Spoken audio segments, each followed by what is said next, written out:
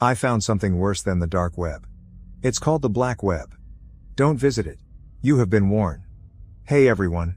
I'm using a throwaway account for this because I don't want this traced back to me. What I'm about to tell you is something I deeply regret getting involved in, and if you have any sense, you'll stay far away from it. This isn't just some urban legend or another creepypasta. This is real, and it's dangerous. So I've always been a bit of a thrill seeker. Not the jump out of planes kind, but more like diving into the weird and dark corners of the internet. I've spent hours on forums, darknet markets, and all the creepy, strange places the web has to offer. The dark web became like a second home to me. It was fascinating. Dangerous, sure, but nothing I couldn't handle. Or so I thought.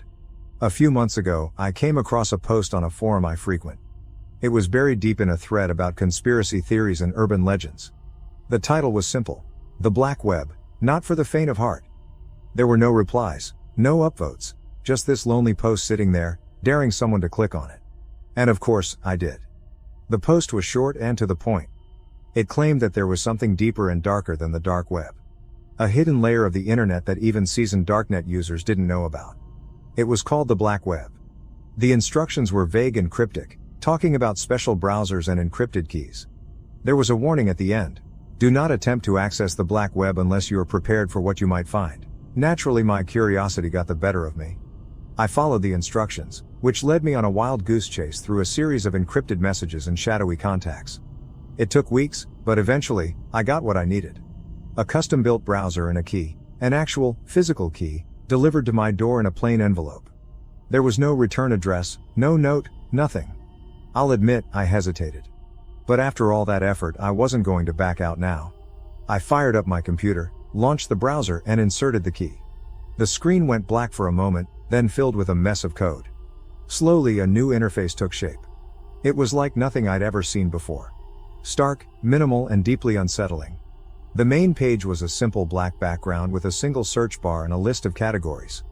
Experiments. Human. Otherworldly. Forbidden knowledge. My heart was pounding, but I felt a thrill too. I clicked on experiments first. The screen flickered, and then a list of links appeared. Some were in languages I didn't recognize, others were just strings of numbers and letters. I picked one at random. It led to a page with a video player. The thumbnail was dark and grainy, but I could make out a figure in the center. I clicked play. The video was shaky, filmed on a handheld camera in what looked like a basement. The figure in the center was a person, tied to a chair, with a bag over their head. The audio was muffled, but I could hear breathing. Heavy, panicked breathing.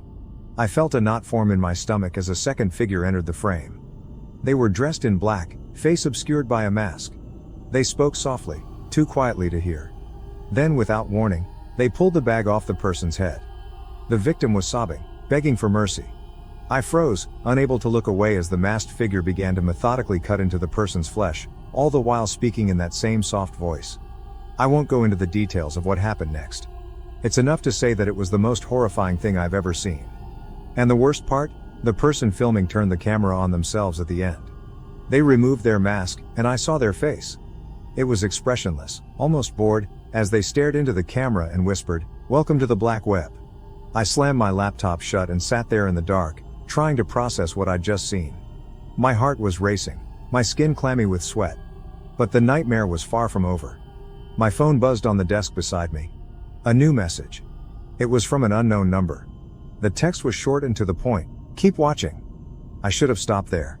I should have smashed my computer, burned the key, and forgotten all about the black web. But I didn't. My curiosity, my need to know pulled me back in. I told myself it was just a sick prank, a fake video meant to scare idiots like me. So I opened my laptop again and went back to the black web. This time, I clicked on human. The links here were more disturbing. Titles like Harvesting, The Dollhouse, and Lost Children. My hands were shaking as I clicked on a link titled Room 666. It led to a live feed. A dimly lit room with a single chair in the center. The walls were covered in strange symbols, painted in what looked like blood. The room was empty, but the feed was live, broadcasting in real time. I watched, waiting for something to happen. Minutes passed, then an hour. Just as I was about to give up, the door in the video creaked open. A person was shoved into the room, blindfolded and gagged. They were trembling, stumbling as they tried to find their footing. The door slammed shut behind them, and a voice came over the feed. Deep, mechanical, distorted. Welcome to room 666. Survive the night and you are free. The person in the room started to cry, their voice muffled by the gag. I watched in horror as the symbols on the walls began to glow, pulsing with a sickly red light. Shadows moved in the corners of the room, creeping closer to the terrified person. The voice spoke again, chanting in a language I didn't understand. The shadows took form, twisted monstrous figures that defied explanation. I wanted to look away, to close the browser and pretend none of this was happening. But I couldn't. I was trapped, just like the person in that room. The feed went on for hours, showing every gruesome detail of what those shadows did. When it finally ended, the room was empty again. The only trace of what had happened was the blood smeared on the floor and walls. I sat back, numb, my mind racing. This was no prank. No twisted movie set. It was real. And I was in way over my head. Part 2 is coming soon. But please, if you're reading this, heed my warning. Stay away from the black web. It's not worth it. I didn't sleep that night. Every time I closed my eyes, I saw those shadows, that room, the terror on that person's face. I kept hearing that voice, chanting in that incomprehensible language. My room felt colder, the darkness thicker, as if something was watching me from the corners. But despite the fear, despite the sick feeling in my gut, I couldn't stop thinking about the black web. I knew I should have destroyed the key, deleted the browser and moved on with my life. But there was something in me that needed to understand what I had stumbled upon. I needed answers. So the next day, I went back online, trying to find anyone who knew anything about the black web. I posted on forums, reached out to darknet contacts, even tried the original poster on that forum. Most people had never heard of it. Those who had either dismissed it as a myth or warned me to stay away. Then, I got a private message from someone with the username, Watcher in the Dark. The message was brief. I know what you're looking for. Meet me in the chat room at 2 a.m., alone. I hesitated. This could easily be a trap, but I had to know more. I logged into the chat room at the appointed time, my heart pounding in my chest. A single message popped up. You're curious. That's dangerous. I typed back.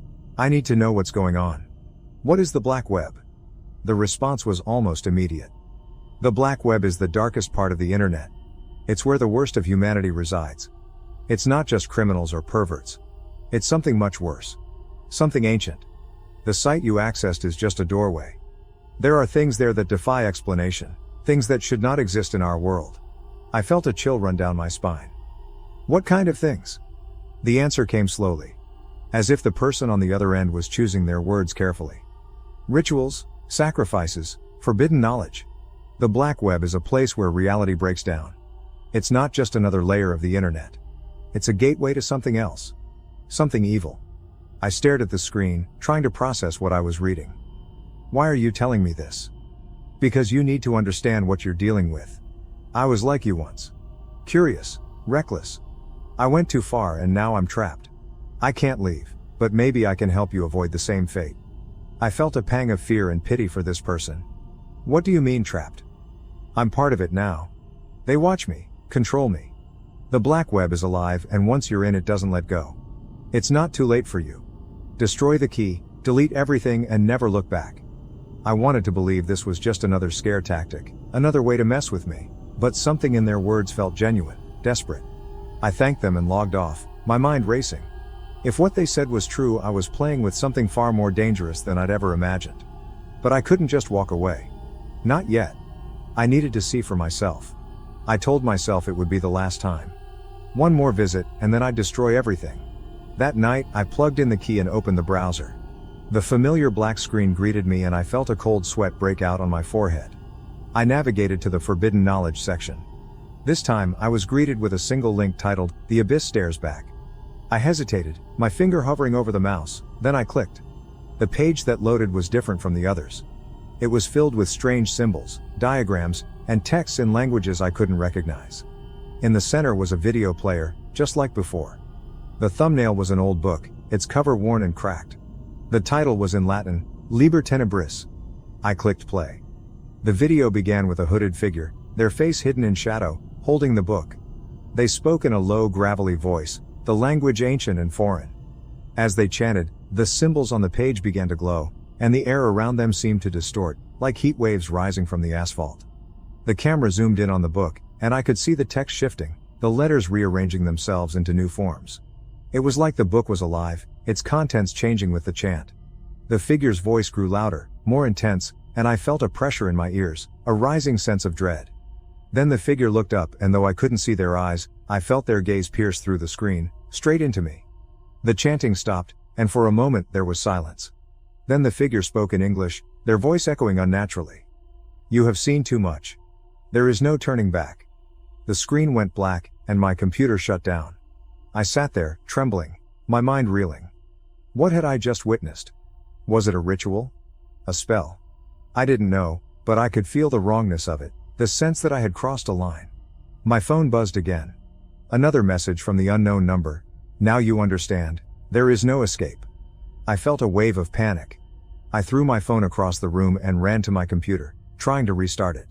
It wouldn't turn on. I yanked the key out and smashed it with a hammer, my hands shaking.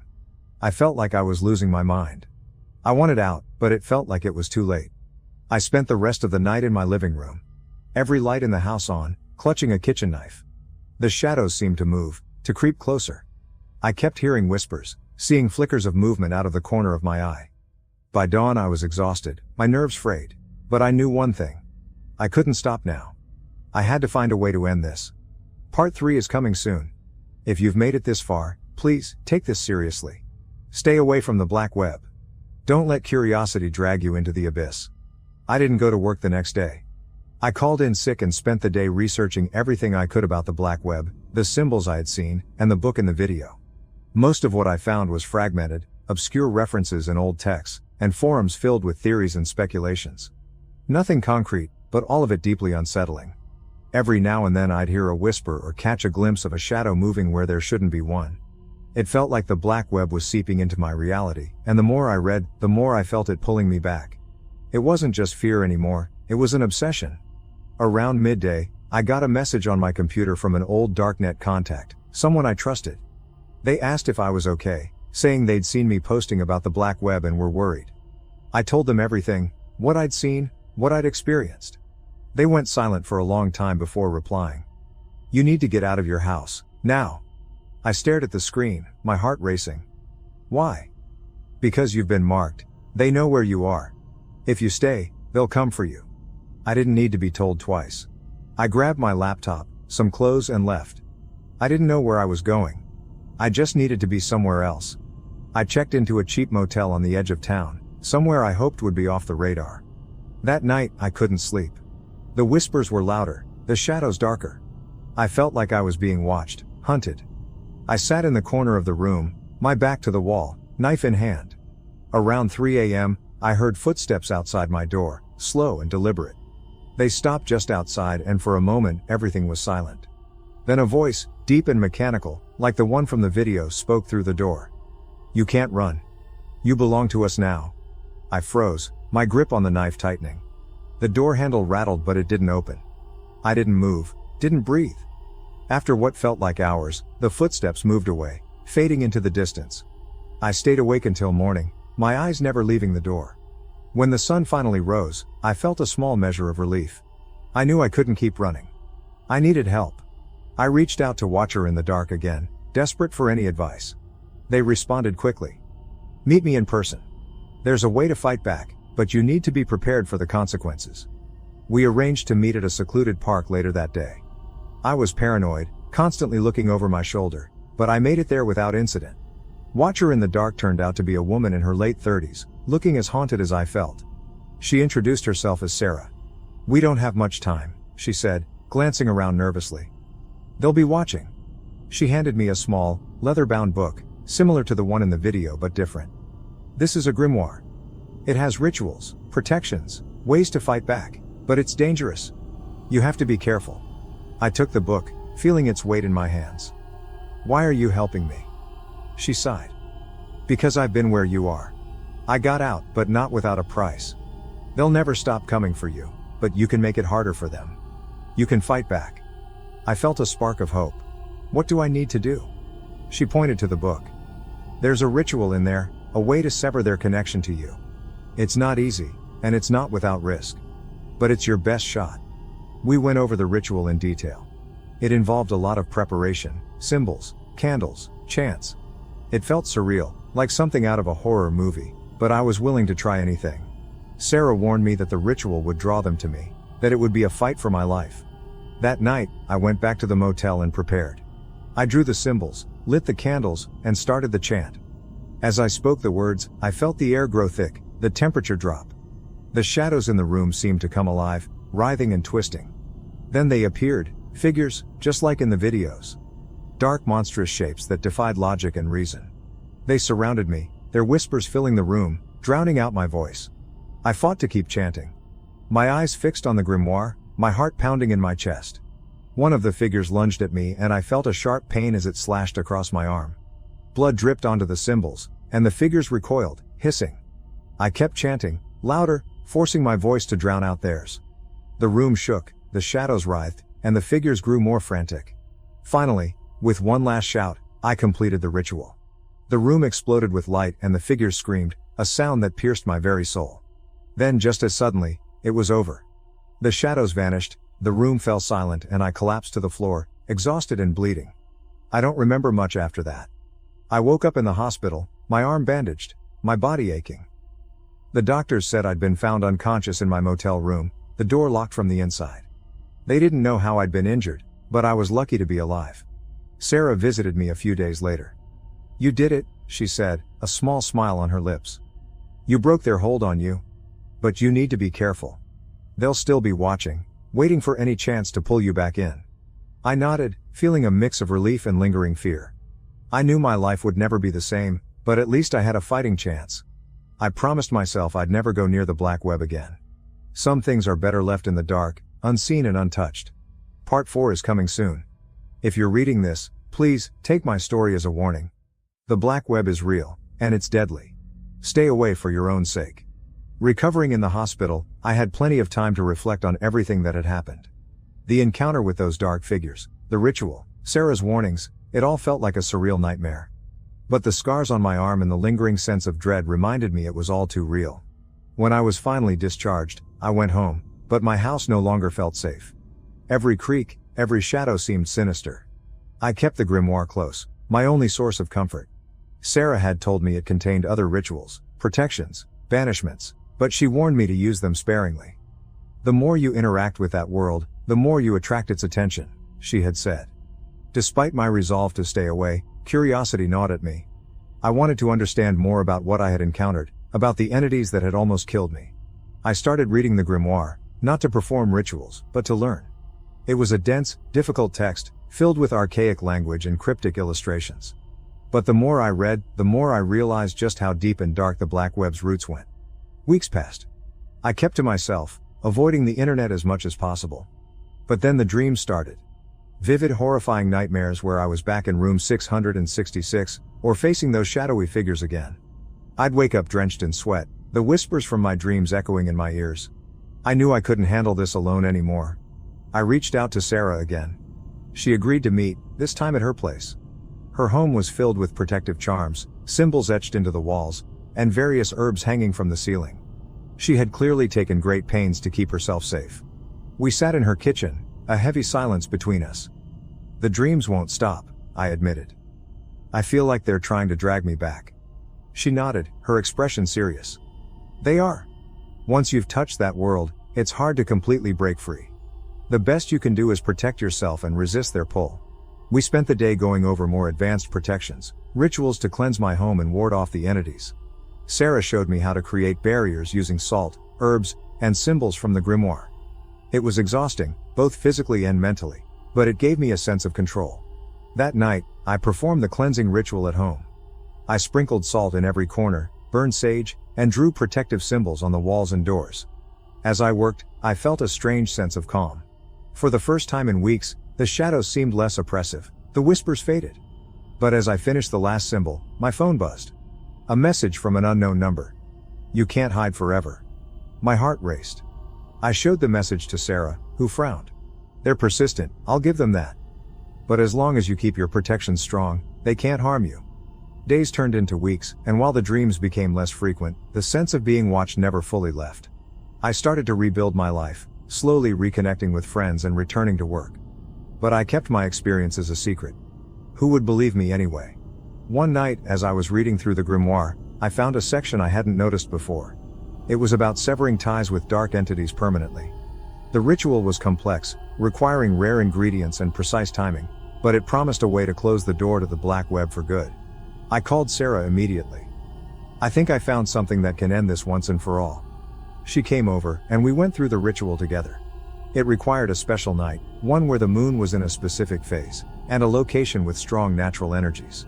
We chose a secluded forest outside of town, a place where the veil between worlds was thin. On the appointed night, we gathered the ingredients and drove out to the forest. The moon hung low in the sky, casting an eerie glow through the trees. We set up in a clearing, drawing a large circle on the ground and placing candles at its points. As we began the ritual, the air grew cold, and the forest around us fell silent. I could feel a presence watching, waiting. We chanted the words from the grimoire, a powerful incantation to sever the ties that bound me to the black web. The candles flickered, the shadows danced, and for a moment I felt a crushing pressure as if the entire world was closing in on me. Then with a final shout, we completed the ritual. The pressure lifted and the air seemed to shimmer. For the first time in what felt like forever, I felt a sense of peace. Sarah and I sat in the clearing, exhausted but relieved. "It's done," she said, a faint smile on her lips. "You've severed the connection. They won't be able to reach you now." I felt a weight lift from my shoulders. It was over. I thanked Sarah, knowing I owed her my life. We packed up and left the forest, the moonlight guiding us back to the car. As we drove back to town, I felt a strange mix of emotions, relief, exhaustion, and a lingering fear that it might not be over. But I chose to believe in the ritual, in the protections we had set up. Part 5 is coming soon. If you've followed my story this far, thank you. And remember, the black web is not something to be taken lightly. Stay away from it, protect yourself, and never, ever let curiosity drag you into its depths. In the weeks following the ritual in the forest, life began to normalize. The dreams became less frequent and less vivid, the whispers faded to a distant memory, and the shadows no longer seemed to watch me with malevolent intent. I cautiously returned to my routines, slowly rebuilding my shattered sense of security. Sarah and I kept in touch, and I found solace in our shared experiences and her ongoing support. But then, one night, everything changed. It was a quiet evening. I was at home reading, when my phone buzzed. Another message from an unknown number. "We are not finished." My blood ran cold. I showed the message to Sarah, who immediately came over. We fortified the house with additional protections, doubling our efforts to keep whatever was out there at bay. That night, I slept uneasily. The sense of being watched returned, stronger than ever. Around 3 a.m., a loud crash woke me. I bolted upright, grabbing the knife I kept by my bed. The sound had come from downstairs. Heart pounding, I crept towards the noise, every step echoing in the silence. As I reached the bottom of the stairs, I saw it. The front door was wide open, the salt lines disturbed.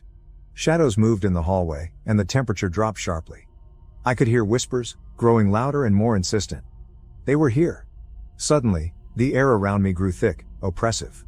I felt a presence, a dark energy that seemed to seep into my very soul. The shadows coalesced into figures, just like the ones I had seen before. They surrounded me, their whispers forming a cacophony of incomprehensible words. In a panic, I called out for Sarah, hoping she was still nearby. The shadows lunged at me, and I swung the knife wildly, the blade passing through them as if they were smoke. Just as one of the figures reached for me, Sarah burst into the room, chanting a powerful incantation from the grimoire. The shadows recoiled, hissing, but they didn't retreat. Sarah and I stood back to back, her voice steady and strong as she continued the chant. I joined her, my voice trembling but determined. The air vibrated with energy, the symbols we had drawn earlier glowing faintly in the darkness. As we chanted, the figures seemed to weaken, their forms flickering. But then the deep mechanical voice from my nightmares boomed through the house. "You cannot escape us, you belong to the black web." With renewed intensity, the shadows surged forward. I felt their cold grip on my arms, their whispers clawing at my mind. Desperation took hold, and I remembered a passage from the grimoire about invoking a higher power for protection. It was a last resort, a dangerous gamble. I shouted the invocation, calling upon a name that had been buried in the ancient text. The effect was immediate. The air crackled with electricity and a blinding light filled the room. The shadows screamed, a sound that shook the walls, and began to disintegrate, their forms unraveling into nothingness. When the light faded, the house was silent. The oppressive presence was gone. The shadows banished. Sarah and I stood there, panting, our bodies shaking from the effort. It was over. Truly over. In the aftermath, Sarah and I fortified our protections even further, ensuring that the connection to the black web was completely severed. I changed my number, moved to a new place, and started therapy to deal with the trauma. Sarah continued to help others like us, guiding them away from the dark corners of the internet and the dangers they held. As I slowly rebuilt my life, I remained vigilant. I knew that the black web was always there, lurking, waiting for another curious soul to fall into its trap. But I also knew that I had faced its horrors and survived. I had learned the importance of boundaries, of respecting the darkness and knowing when to walk away. If you've read my story, I hope you take my warnings to heart. The black web is not a myth or a game. It's a real malevolent force that preys on curiosity and recklessness. Stay away from it, protect yourself and your loved ones. And remember, some doors are meant to stay closed. Thank you for following my journey. Stay safe, stay vigilant, and never let the darkness pull you in.